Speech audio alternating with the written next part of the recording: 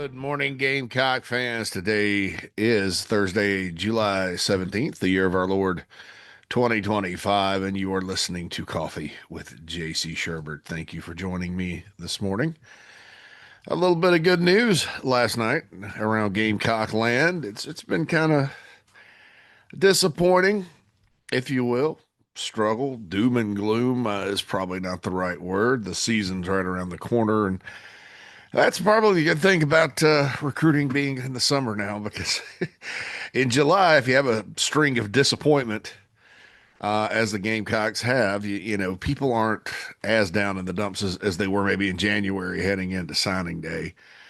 Because at that point, you look, it's like, well, spring practice is coming, and spring practice used to be a little more popular around these parts, especially when Steve Spurrier was there and they were open and you could actually go out and observe things and all that. But technology has made it to where that's not a good idea for coaches anymore. And so they're all shut up and you get B-roll or whatever, stretching or, it's tough. You get some value out of it. But, so back in the day, people would look forward to spring ball and that did alleviate some stuff, but it's nothing like the season and the anticipation for every football season. And so, when you kind of flip it back around, that blunts some of the mass upsetness. There are people out there on social media and message boards that, were kind of, I guess, in a bad mood online. My theory on a lot of those folks, because through the years I've met a lot of those folks, and I called many of them my friends. uh, I think different people are different, so they use technology or social media or message boards in different manners. Some use them to vent. They probably aren't out there with a frown on their face and, slamming doors around the house and all that good stuff, yelling at their dog or whatever. Uh, they use they do that online under my dog. I just said yelling at my dog and he's barking under kind of an assumed name. And so there you go with that. And that's not reality, folks, but it is something, that in my line of work, you keep your pulse on, your finger on the pulse, because there's numbers, there's a business aspect to it, there's an audience aspect to it, there's a reach aspect to it, and if those voices are too loud, the silent majority, which on message boards, I don't know if you know this or not. Here's a little inside tidbit. Yeah, 80% of your members that pay do not ever post at all. They just read because the posts are highly entertaining in and of themselves.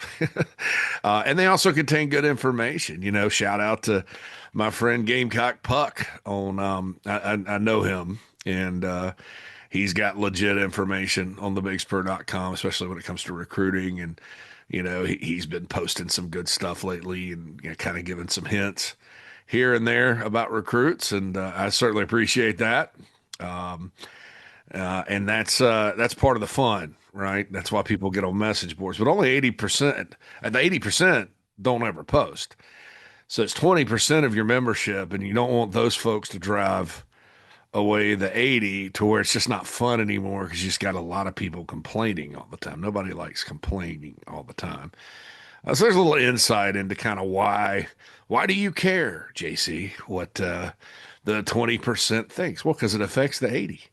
It's like a club. You don't want a bar where you got, the Hellraisers in the corner always ruining everybody else's good time. People just want to sit and drink and talk and play the jukebox and have fun. And these people are over in the corner getting in fights and throwing beers at each other, smacking members of the opposite sex on the behind and stuff like that. I mean, you're going to throw them out. Take the loss, right? That's a little extreme, but that's how it works. So anyway, some good news last night, though. Kamari Blair, who I really like upside wise. I've talked about it before. You look at his all 22 film. All 22 film, by the way, it's a high shot, almost like it's taken from a drone where you can see all 22 players on the field. there's other angles you can use. Coaches talk about it all the time. They do it on NFL Network and things like that. I wish more recruits could do that. Probably in 10 years, by the time, 10, 15 years from now, when I'm going to a beach somewhere and hanging all this up and not really caring about high school players. I think I always will, but the technology will be where that's pretty common. I've lived through we had to fly all over the country and visit high schools and pick up VHS tapes, the DVD era, the digital download era, and Huddle and all that. So so the all 22 is valuable. And man, he's running around. He's very flexible. He's got good bend, um, a great frame, already a big guy. Could be a D end. If you just looked at him and at some practice or something and said, where's he going to play? You could put him in end. A lot like Clifton. Clifton Gathers, but probably not quite as tall as Clifton. Clifton was about 6'8", but that kind of big framed guy. And he can run and he's got good feet. The thing about him, and I know 24/7 Sports has him as 3 stars. He's a composite 4. The composite's what counts in the team rankings, and I always defer to that regardless, even if the Carolina guy is higher on 24/7 Sports like Noah Clark. So I'll go with the composite because I absolutely think he's a 4-star tackle. So is Zion Giles, and he's not a 4-star on 24/7. I think maybe he did move up the last rankings update, but he is on composite. So it's the good thing about composite is you get everybody's opinion kind of, you kind of make sausage out of everybody's opinion with that particular algorithm, and that's what counts in the team ranking. So another 4-star tackle, I don't know about year one, 2026 or even 2027 with this guy, but I think in 2, 3 years, if he follows the normal progression of offensive tackles, I think he can be quite good. Like the ceiling is through the roof. Uh, who said that the roof is the ceiling? I don't remember. Gosh, it's on the tip of my tongue. But anyway, oh, whammy. Was that whammy? Was that a whammyism when he was at South Carolina on Twitter on X? Lorenzo Ward. I don't know, but yeah, the ceiling's way there. I mean, it's way high for Kamari Blair. You just don't find that kind of athleticism. And the frame, his frame, he's not a big guy that you're going to have to get a bunch of weight off of. He's got kind of a leanish frame, but broad shoulders. And, you look at the picture of him and he's got big old arms and long. I mean, he's got a lot going for him as a prospect. So this is a good pickup. You may ask about JB Shabazz and how do they compare? Because obviously Shabazz went to Tennessee and Blair picked South Carolina. It'll be interesting to compare the two. I love JB Shabazz as a prospect. Nothing wrong with him at all. Kind of, I think obviously he was ranked higher than Jatavius Shivers, but I think Shivers probably could have made a case to be higher. But that's kind of who he is. I think probably a little bit higher ceiling. I'm talking about JB right now than Shivers, and he's that's on the roster right now. Jatavius is a good player. With this guy, gosh, it's hard. He's kind of like, I don't even know. I can't even think of a player comparison as far as somebody that's come to South Carolina. You know, maybe back in the day, what we thought Quentin Richardson could be, but he's bigger than Quentin coming out. Like as far as bigger arms, stuff like that. Quentin's going 20 years for him. A Spring Valley 4-star prospect that went to Carolina back in the day. In the part of the big recruiting class Spurrier had. I think Quentin had some injuries and kind of got sidetracked. He was always great to deal with in recruiting, though. Great kid. Not a kid anymore. It's been in high school 18 years, but that back in the day, a pleasure to deal with. All those kids in the '07 class, Garcia, Brian Maddox, Mark Barnes, Cliff Matthews is one of my favorite recruits to deal with. Travian, they all were really. I enjoyed covering that class. I was at Rivals at the time, but I enjoyed talking to them because they were a lot of the best prospects in the country. So it's part of my job. But anyway, enough of the scroll down memory lane, JC. Back to Kamari Blair. So I don't even really know who to compare him to, but if he gets to South Carolina, develops and works hard, I think there's a big upside there. Big upside. So we'll see kind of how that breaks down as far as the decision goes. I can tell you that yesterday, this one was unlike the other ones that there's a lot of money and we've been seeing that in college football. We saw what happened with two kids in Georgia taking off for the Lone Star State, or one. I'm sorry, one in Georgia. Really two. If you go back to the D tackle from Buford that was supposed to go to Clemson and did not, and went to A&M. So he's obviously from Georgia, and then Atkinson from the 5-star linebacker from Grayson went to Texas, and then they flipped Johnson, Texas flipped Johnson, who's from Florida, that was committed to Georgia. You've been seeing what's happening, and then you got Watkins and Matthews closer to home. Unlike those, and unlike maybe a Shabazz where, there was kind of a ceiling as to what South Carolina was willing to do. And so he opted for Tennessee, even though he wanted to go to South Carolina. And that happens frequently these days. So that's fine. Everybody makes decisions for themselves. As Tupac said, I ain't mad at you. So that was that. So unlike some of these money decisions, this was much more like Pierre Dean, that went back and forth between Georgia and South Carolina and landed on Georgia where his brother played.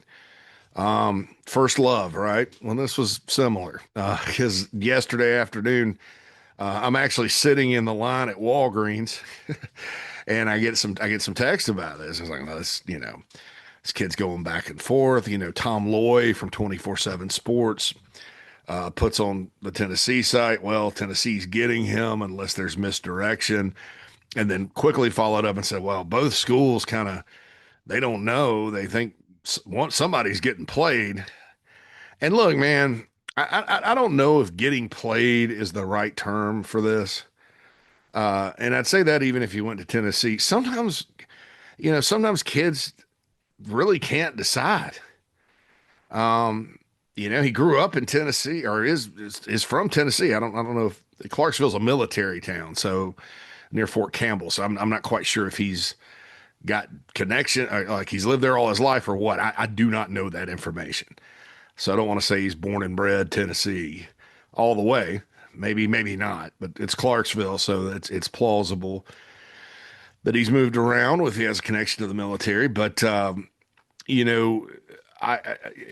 from you have to drive through Knoxville to get to Columbia, from Clarksville, unless you go down through Chattanooga and Atlanta and pop over, which could be a good way to go. I don't know. I haven't checked the GPS. I-40 being out, hell, I'd probably avoid Knoxville if I were taking that track because Clarksville's up I-24. And if you stay on 24 through Nashville and keep going, you get Chattanooga and then 75 to Atlanta to 20 over to Columbia. So maybe you go that way. But the other way you can go is get on 40, pop out through Knoxville in the mountains, go down 26. I don't know which way is better from actual Clarksville. Maybe I'll check that out. But in theory, if you're traveling through the mountain, taking the mountain route, you have to go through Knoxville to get to Columbia. And so that's a factor. Tennessee's recruited really well on the offensive line. That's a factor. They seem to be stacking tackles. I think that's smart by Tennessee because part of the reason they've had these good teams last year especially was they were good on the offensive line. Last year they were misfiring on offense, passing game wise, but they lined up and ran the ball, and credit Heupel for doing that. And because they had a good offensive line. So I don't blame them for taking Sanders and Shabazz and trying to get Blair and getting all these guys. But when he left the South Carolina visit, And this is my next point, and it's a significant win. It went back and forth. But when he left South Carolina visit, it looked like the Gamecocks, and I'll get to that in a second. But it's back to the indecisiveness. People may say, well, he's going to flip. I can't rule that out. He may not. I can't tell you. Anybody could flip. Speaking of the '07 class, Gary Gray, a corner from Richland Northeast, not only committed early, it's a five-star guy. Not only committed early, but recruited half the class. You know, he's a Pied Piper recruit. And he ended up signing with Notre Dame. I mean, you never know in this business. I mean, you know, and then also sometimes when a guy flips on you, you end up getting a better player. I've talked about the Matt Rowland meltdown and the Sky Moore signing. That's a good case study. Same with Rashad Fenton and Mark Fields. Good case study, right? Of course, Jair Alexander was a different story in the 2015 class, but we'll talk about that some other time. But you know, so people automatically assume that. But what I've found in my experience is many times, more times than not, a kid is indecisive on decision day because he generally, personality wise, some people are like this. They don't struggle making decisions and all that. They're not like completely indecisive throughout life. But when it comes to a big decision, they sort of set a deadline for themselves to make it, and then they make it and it's done. Um, that works for a lot of people. Yours truly, I don't know how many deadlines I've set to go on a diet. All right, this is my last day eating this hamburger. Well, not really. I'm on day 3 of this now, though, so that's good. Anyway, but a lot of times that's why it's indecisive because people are, why are you deciding now if you can't decide?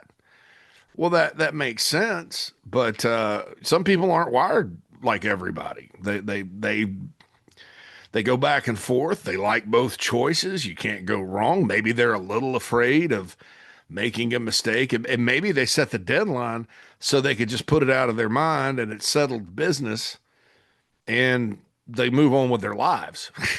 So it works sometimes in an opposite manner. In fact, in recruiting, a lot of the wishy-washy. Now, look, there are exceptions. There are exceptions. There's guys that will commit to four, like, but those cats that commit to 4 or 5 different schools, they typically commit way early. I call them serial committers because they'll commit early and then they'll get sick of this will get old. So then they'll go and start visiting. Oh no, I'm still committed. Well, then they'll commit to this and they'll commit to that. I mean, it's crazy. A lot of cats that do that, you know, they flip multiple times. Most guys, if they flip once. Now, I say that, you know, based on history in recruiting that has no NIL and no transfer portal and nothing like that. So let's see what happens. But yeah, I don't necessarily think a lot of guys that I don't want to say struggle with decision, but go back and forth on signing day or the time the deadline they've set for themselves.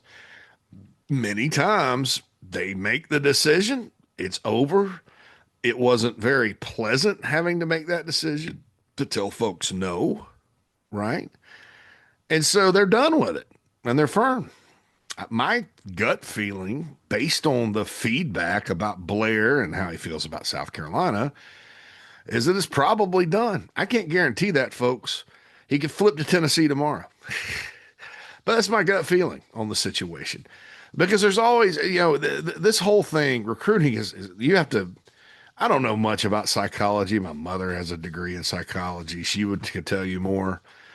But there's a psychological element to it. You know, I mean, trust me. So long story short, I don't know that he was playing anybody. I think I honestly believe Kamari Blair could not decide. I also believe Tennessee had some help at the school. And I also know for a fact that his mom wanted him to commit to South Carolina after the visit. And if it weren't for that, maybe I'd be a little bit more on uh, the bus with, well, this kid probably won't stick. And then maybe that's true, like I said. But he going into his visit, I was like, this kid's a stud. He's from Clarksville, Tennessee. Tennessee wants him. Ole Miss wants him. He's got a ton of offers. He's sort of new to recruiting. South Carolina normally does not get guys like that from out of state, and sometimes in in-state too, because sometimes the in-state kids are like, "Why didn't you offer me back in the day?" Um, and he wasn't late. I mean, the spring of your junior year, or yeah, spring of your junior academic year, heading into your senior season is right on time.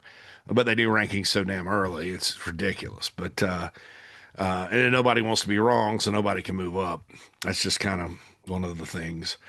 I talk about the recruiting industry a lot today. Anyway, so those guys are the type that you just take a flyer on and hope it works out. Well, he had such a great official visit, and his mom absolutely loved it. You know, mama needs to be happy, right?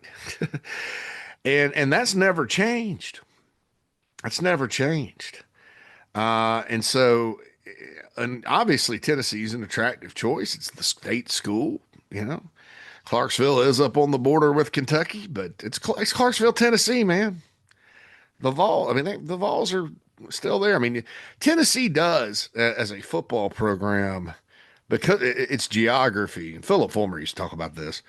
It when you get further west of Nashville, and Clarksville's to the northwest of Nashville, they don't have maybe the sizzle with in-state players really starting in Nashville that you would think, given the size of their fan base and the rabidness and all that, because they're in East Tennessee. And Tennessee is a long, long state. If you've ever driven from the mountains to Memphis, those of you that have maybe been to the Liberty Bowl or out to Ole Miss, I think you can go a different way to Ole Miss, but across 40, my goodness. And it's a different planet out in West Tennessee than East Tennessee. It's just different.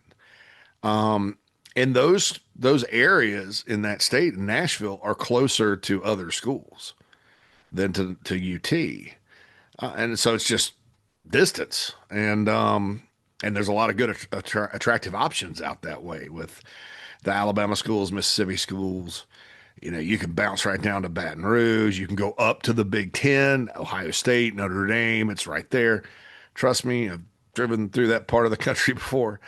So Tennessee, you know, you think, oh, it's Tennessee kid, Tennessee. And yeah, they get guys, don't get me wrong. But it's not like Georgia, or it's not like Louisiana with LSU or things like that. And Clarksville is west of Nashville. That said, for South Carolina, because South Carolina is the easternmost SEC program, it's hard to go do that and take advantage of that because, again, distance. You know, it's almost like the mountains are like a barrier, you know, for the Gamecocks. They have signed guys out of Tennessee. Sedarius Hutcherson was from West Tennessee. Gosh, who else? Back in the day, Courtney Levitt was from the Memphis area, the kicker Carolina had during the Brad Scott era. The Gamecocks have a kicker from Tennessee, his freshman class. Max Kelly's from Gallatin in the Nashville area. Trey Knox from the transfer portal was from Murfreesboro, came from Arkansas for a year. You know, they've gotten guys from up there before. They recruited. There's good players in Tennessee, and that the talent base is expanding. It's just South Carolina's at a geographical disadvantage with most of those guys. Rodney Newsom, who came in from the portal from Western Kentucky, is from Memphis, the Memphis area. I think he played at Briarcrest Christian, where Michael Orr from the Blind Side played for Hugh Freeze. How about that? So they got players from Tennessee, and it's good to spot recruit up there. Same with Alabama and all those SEC states that are kind of to the west. And so this was a good one. This is not the type of battle South Carolina typically wins, but they did a great job recruiting him. Darren Usher continues to put in the work, man. He is doing a great job as the director of player personnel. Reminder that those folks in those positions, as much as we do talk about coaches being able to recruit and Beamer and his staff, and in this case, Lonnie Teasley and Sam Searby and all that, the Ushers and the Searbys of the world and folks like that, maybe you don't get the headlines or enough headlines. Those these days, those are the guys doing your recruiting. It's just like when Shane Beamer was the recruiting coordinator. It used to go, that job used to be a coach. Now it's off the field personnel, which makes sense given the nature of roster building in college football. So hats off to those folks. Hats off to the official visit where they really got to know the mother, his mom really well, and made an impact. And I based on what I've heard from the time he left the visit, they felt really good about it. And that's why you bring guys like this in. Maybe you don't think you have a shot coming in, but you shoot your shot, and there you go. And they did beat Tennessee and Ole Miss on him. So that's good. For a kid from Clarksville, Tennessee, you beat Tennessee and Ole Miss. It's not like those folks can't recruit. So there's a big win. So you look at the class that he's in now. South Carolina's got 3 offensive linemen committed. I say it's good to take 5 every year. Doesn't really kind of work out that way, but with the Gamecocks, what they seem to like to do, and speaking of Darren Usher, he was on our show and mentioned this, is you kind of get some high school guys, but then you're always keeping your eye out for offensive linemen in the portal because you want to hit your numbers every single year and have depth and all that. And the Gamecocks certainly do that. They're not shy about going and getting offensive linemen from the transfer portal. That's for sure. And I think it surprised some people during the portal era when you started seeing Nick Sharp and Newsome come in, and then they go get Nolan Hay, and Boaz Stanley comes in, and that's 4 guys. I may be missing someone. I don't think so. But and you're like, well, what about all these recruits that they've gotten? Shane Beamer even said at SEC Media Days they've recruited well on the offensive line, and they have. Well, it takes a little while. Most of the first big class with Marquis Anderson and Tree and those guys, they're going into their 3rd year this year. The coaches are there with them every day. They're following their development. And then you need depth. If you started looking at the numbers, and I also was like, man, will this be the 2nd straight year that they start couple portal guys at guard? I mean, what's going on? Trevon Ball started as a freshman. Same questions you had. But then I looked at the numbers. And you want to carry 15, and we all remember what happened in 2023. And that is the driving force behind let's get as much competition in here as we can. Let's, go get some portal guys that we think can help us and compete and keep our numbers up. And that's smart, in my opinion. Very, very smart. They lost Cam Pringle to the portal after the what have you, and Ryan Brubaker got hurt and is fortunately out for the season. So you're down 2, and they went and got Nolan Hay from Incarnate Word, who has 2 to play 1. And if he doesn't scratch the starting lineup this year and they don't need him depth-wise, you can redshirt the guy and he can come back next season. So it's a numbers game up front on the O-line, folks. And, so again, you got 3 committed. I think the ideal number obviously is 4 because Darius Gray remains out there and uncommitted. I think South Carolina's in good shape there. It's kind of I don't know. You're not going to hear that nationally probably, but and this guy's the number 1 offensive guard prospect in the country and an out-of-state 5-star from Virginia, from Richmond. So that's the cherry on top of the sundae. But, you have Anthony Baxter, who's been committed for a long time. A big-bodied guy, about 330. South Point High School in Rock Hill, obviously. Teammates with Jadavian Currents. Very early commit. Again, I need to go back and last film I saw on him was a long time ago, so I keep repeating. He could move. Well, let me see if there's new film. I'm sure he still can move. I'm just making sure. But really early commit and good player. Zion Giles, who I mentioned from Carver's Bay, down in Georgetown County. Some have him as the number 1, whatever. Zone 3 have him as a guard or a tackle. He can play any position. I think he may be a right tackle. A lot of coaches I talked to kind of I tell you, it's the same crowd that told me that Tamarian Watkins was probably the best player in the state. I believe them after watching everybody that Tamarian has that kind of upside. They're also goo goo gaga high on Zion, and Zion had everybody offered him. Clemson, everybody wanted this kid from in Carver's Bay, low bust rate from that school. So you have him. That's potentially a special guy. As I mentioned, Anthony Baxter, Zion Giles, and then this is three with Kamari Blair, a true tackle, left or right, I don't know, but a true tackle.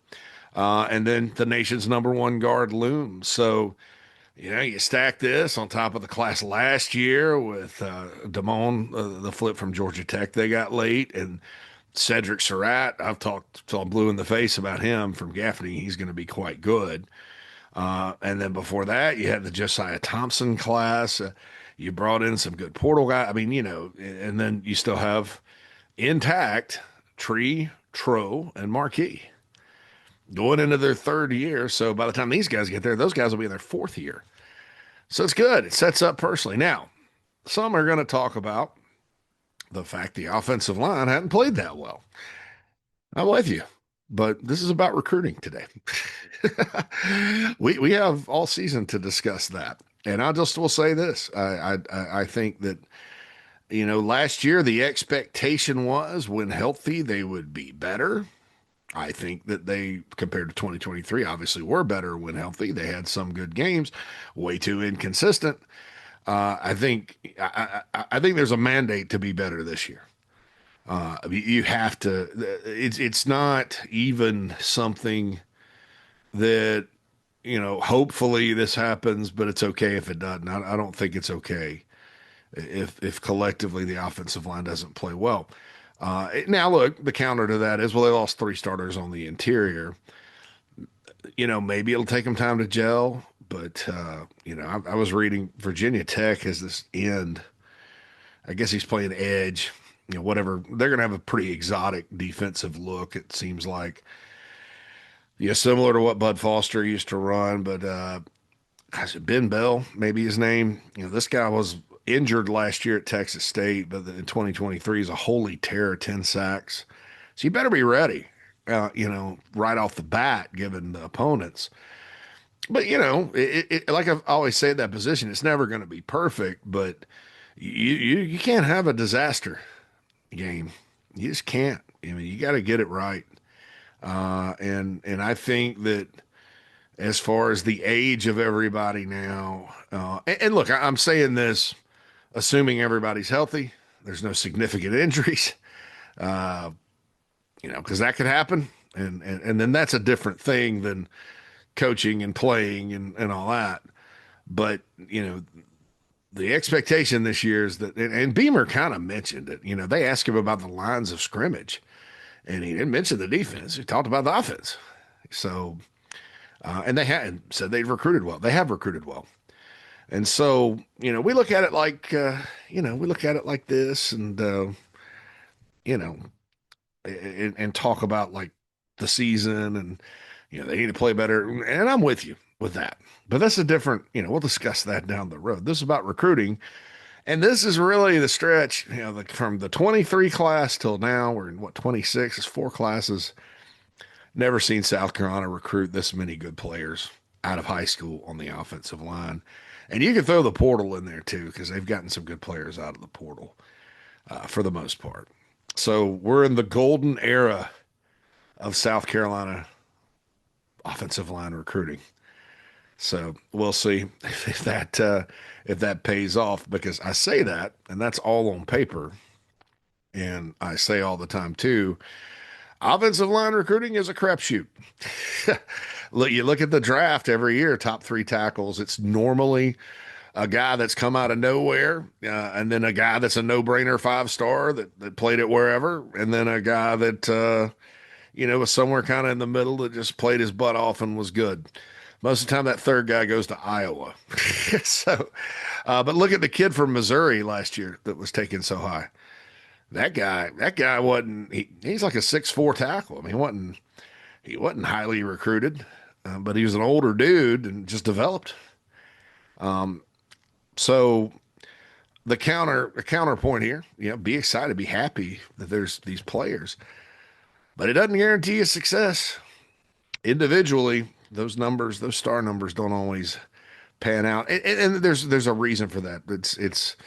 It's nature, God, whatever you want to say, because you're counting on a certain amount of physical growth and physical transformation at this position, and other positions too, but really on the offensive line it matters because you're recruiting frame. It's like a house frame, and then you fill it in, and it's hard to predict, how Mother Nature's going to go.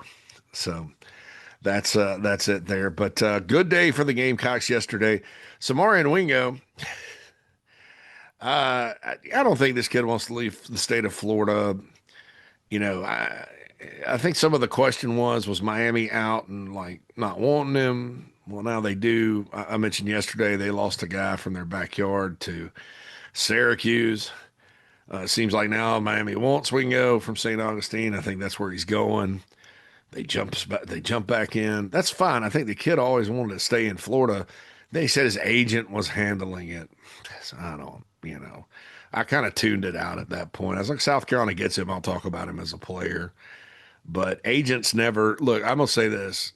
I don't care how good your agent is or bad your agent is. He doesn't need to make your college decision. It's about more because all he's going to care about is the money. I'm not. Wait a minute. Let me back up. Some may not, right? But it's human nature when you have a personal financial stake in a decision that someone else is making, that you're going to gravitate towards the best decision for yourself as much as you may try not to. So it would take somebody that's like a unicorn, selfless personality. And I'm not saying there's not those people that exist, but when you say the decision's going to be up to my agent, that's a red flag, dude, because that's a kid that could come into your program, do really well, take advantage of your coaching, training, and whatever. And then, unlike Carolina's players now, that yeah, maybe somebody calls and they do have an offer. Hey, would you like to leave South Carolina? Well, no, I don't. That's a situation like I saw. Gosh, there was an agency that was literally an agent was quoted as saying, some of our guys were a little hesitant about getting in the portal. They really liked where they were at, but we got them in because the money's so good. We got them in the second window. I'm like, when did your job become to rate to have that kind of power where you're deciding who is on a college football roster? To me, come on, man. I mean, let the player decide. If the player wants to leave and chase money, if players at a school, happy or not, wants to go get paid, the school he's at says, oh, he's not really worth that. Shake hands as friends and move on. I'm fine with that. It's America. The rules are set up for players to be able to do that, right? But dude, like if you're a player and you're in college, the best years of your life, and you don't want to leave, and your agent has to convince you to turn your back on your teammates and leave your school and all that, because my impression was not, well, the school that they're at's not taking care of them, we need to move on. That's fine too. My impression was, leave your school and let's go to the open market. And I'm like, God, man, how many guys get in the portal and then never find a home? And to me, that shows a lack. That shows just like a complete disconnect from the reality of college football. That's about something else. And so when Wingo said that, I was like, well, if he comes to South Carolina, great. Hold my tongue about agents making decisions. But I would have been very skeptical given the group they have at wide receiver, about number one, fitting in, and number two, sticking. Because if the agent makes the initial decision, wouldn't the agent be making the decision as to whether or not you get in the portal? Think about it. Would have been a good player to have. And maybe Samarian's I mean, if South Carolina offered him a scholarship and recruited him, they like him as a person. They vet that. So he's probably a good kid. I just, good or not, you can't have players on your roster that don't make their own decisions. Unless it's their parents, and we all understand parents, right? That's as old as time. But third parties having that kind of power, no, no, sir, no, ma'am. All right, Inside the Gamecocks, the show later today with Mad Dog and I starting at noon after the crosstalk, same stream as the morning show. We'll have the smorgasbord with Mr. Alex Jones. Also, the morning show does start at 10. Mike Morgan is in with JB for the third time this week. So good to hear from Morgs as we get cranked back up here on Chief Sports Network. Had a great episode of the Late Night Gamecock show last night. You can catch on our YouTube channel, archive, Chief Sports South Carolina. Please like, subscribe, and share and comment right here on the YouTube channel. If you're listening on podcast, on Inside the Gamecocks, please go rate us 5 stars and say something nice about us. This helps us with Apple and Apple telling everyone about our wonderful shows. Don't forget thebigspur.com if you want to go VIP. The show 50 is the code to get half off an annual membership. That is thebigspur.com. I'm there. It's my site. Lots of other folks. Hale McGranahan. Hell yeah. John Whittle on all things all the time. And the smorgasbord man, Alex Jones at that. I'll be back tomorrow with a Friday coffee. It's Landon Duckworth's decision day tomorrow. The elite quarterback. So the Gamecocks could be getting some more good news, and we'll talk about it then. JC Shurburtt's coffee is over. I'm out. Holla at you soon.